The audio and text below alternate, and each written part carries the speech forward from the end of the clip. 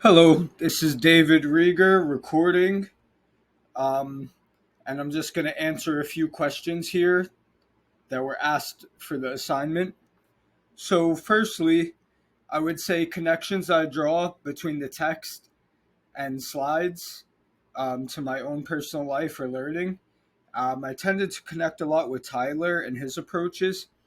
Provis's programs seem familiar and sound like what many schools, organizations, and institutions are using today, based off my experience. The use of alternative methods also can be used if test items do not always reflect objectives of a school or school philosophy. As Tyler was mentioning, in the past, he used to implement something such as a national assessment, which to me sounded like a really excellent idea, actually. And now there are even things such as map testing, which will tell you how advanced a student is with reading, ELA, English, and also with math.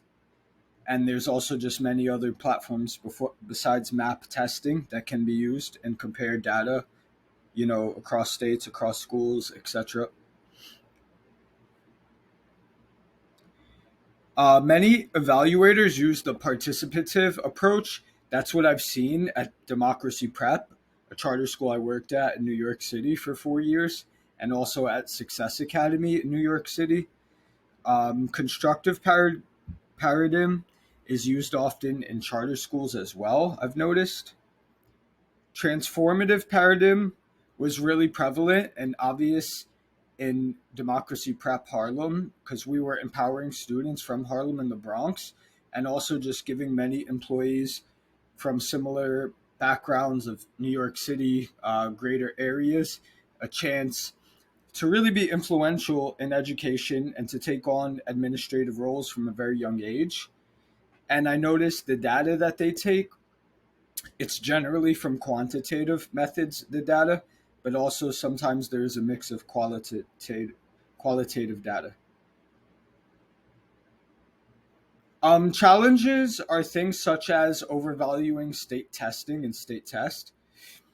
And, I would say having more unbiased state exams because I feel a lot of state exams are biased and don't cater to all communities and all student populations.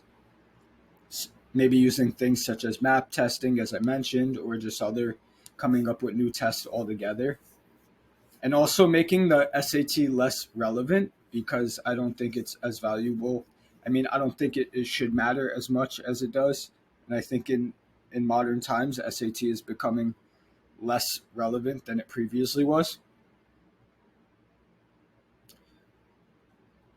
Some concepts worth holding on to or connoisseurship because obviously people with the most diverse experiences will have the most insight and more knowledge than those without the rich and unique experiences.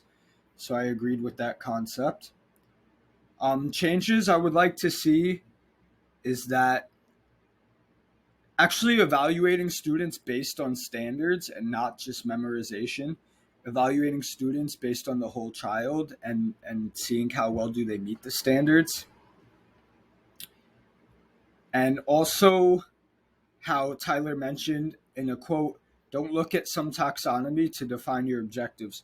When you're a teacher working with students, what have you found students learning that you think is important? So I really love the fact that he was empowering teachers and allowing for teachers to reflect on their practices. And I think that should be done more. The habits of mind used for me mostly was applying past knowledge to new situations.